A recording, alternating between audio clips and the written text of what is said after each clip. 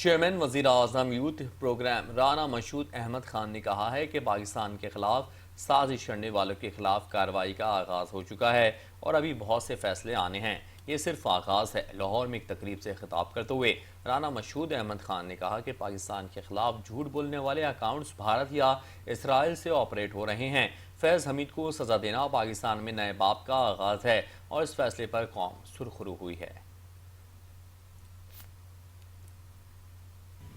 یہ سرخ رو پاکستان کی قوم ہوئی ہے کہ اب اس ادارے کو سیاست کے لیے کوئی استعمال نہیں کر سکتا، اور اب ضرورت اس امر کی بھی ہے کہ 9 مئی کرنے والے، پاکستان کی بنیاد پر حملے کرنے والے، فورن فنڈنگ لینے والے، ان کا بھی کڑا احتساب ہو۔